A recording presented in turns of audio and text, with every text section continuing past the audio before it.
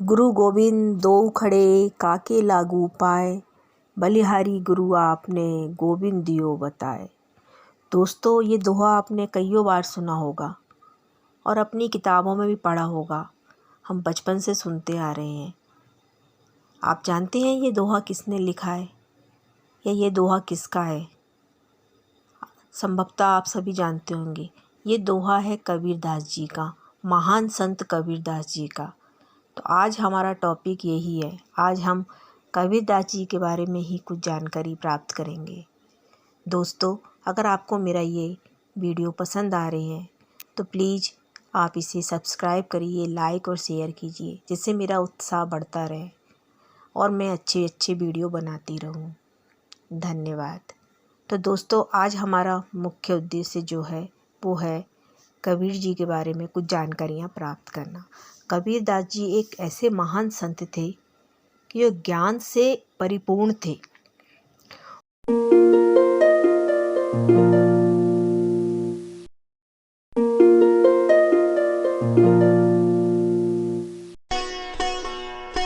क्योंकि कबीरदास जी खुद इतने महान संत थे और ब्रह्म ज्ञानी, परम ज्ञानी थे, लेकिन उन्हें भी गुरु की आवश्यकता थी, क्योंकि वो जानते थे कि जब तक गुरु नहीं है तब तक मोक्ष नहीं है। इसीलिए कबीरदास जी को भी एक गुरु की आवश्यकता पड़ी और उन्होंने गुरु बनाया। शायद आप लोग नहीं जानते होंगे, ये जानते होंगे कि कबीरदास जी के गुरु रामानंद जी थे, लेकिन रामानंद जी इतने सहज उनके गुरु नहीं बन गए। कबीरदास जी ने उन्हें अपना गुरु बनाने के लिए बहुत प्रयास किया। जब एक बार कबीरदास जी ने जाके उनसे बोला कि मुझे आपका शिष्य बनना है, आप मेरे गुरु बन जाइए, तो रामानंद जी ने तुरंत इनकार कर दिया। उस समय जो महान गुरु होते थे वो हर किसी को अपना शिष्य नहीं बनाते थे। शिष्य बनने के लिए भी एक विशेष योग्यता का होना आवश्यक था। इसलिए उन्होंने कबीर जी को मना कर दिया, क्योंकि वो कबीर जी को पहचान ही नहीं पाए। अब कबीरदास जी ने सोचा कि कुछ भी हो जाए, मेरे गुरु तो रामानंद जी ही बनेंगे, मुझे अपना गुरु इन्हें ही बनाना है। कबीरदास जी सोचने लगे कि मुझे क्या करना चाहिए, किस तरह से मैं इन्हें अपना गुरु बनाऊं। तो उन्होंने एक लीला खेली या एक युक्ति सुझाई। जो रामानंद जी थे वो ब्रह्म मुहूर्त में उठकर गंगा जी में स्नान करने जाते थे। तो कबीरदास जी सुबेरे ही ब्रह्म मुहूर्त से पहले गंगा किनारे पहुँचे और वहाँ पे जो सीढ़ियाँ थी जिनसे उतरकर वो गंगा जी में स्नान करने जाते थे, वहाँ पे वो लेट गए। जब रामानंद जी आए और अंधेरा होने के कारण वो कबीर जी को नहीं देख पाए। तो जैसे ही उन्होंने सीढ़ियों पे पैर रखा तो उनका पैर सीधा कबीर जी की सीने पे पड़ा और उनके मुंह से निकला राम राम। उन्होंने कहा, अरे कौन है भाई? कबीरदास जी बोले, गुरुदेव मैं आपका शिष्य कबीर। ये देख के रामानंद जी मुस्कुरा दिए और वो समझ गए कि ये तो मेरा शिष्य बहुत ज्ञानी है, और उन्होंने उनके सिर पे हाथ रख दिया और अपना शिष्य स्वीकार कर लिया।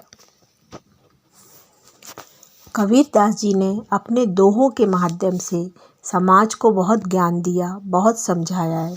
हर बात के लिए उनके पास एक दोहा था जिसका मर्म इतना ज़्यादा था कि इंसान अगर उसे समझे तो उसका जीवन सफल हो जाए। इसी तरह उन्होंने गुरु और शिष्य के संबंध के ऊपर जो उनका मुख्य दोहा था कि गुरु गोविंद दो खड़े काके लागू पाए, बलिहारी गुरु आपने गोविंद दियो बताए।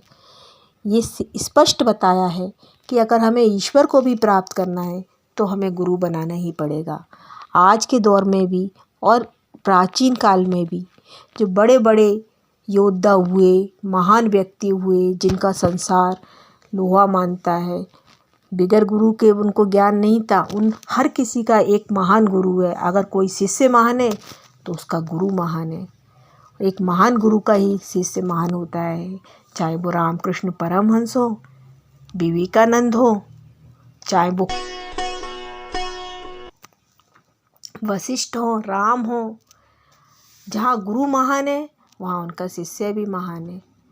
तो कबीरदास जी ने यही बताया है कि अगर हम कुछ भी जीवन में पाना चाहते हैं, सफल होना चाहते हैं, और हम चाहते हैं कि संसार में हमारा नाम हो, दुनिया हमको जाने पहचाने, तो हमें एक योग्य गुरु का चुनाव करना चाहिए, जो गुरु हमें एक सही मार्ग दिखाए और हमें आगे बढ़ाए।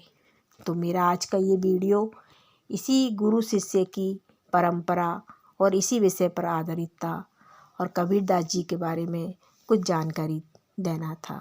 धन्यवाद। मुझे उम्मीद है कि शायद आपको ये मेरा वीडियो पसंद आया होगा। अगर पसंद आए तो प्लीज़ इसे सब्सक्राइब, शेयर और लाइक ज़रूर करिएगा। धन्यवाद।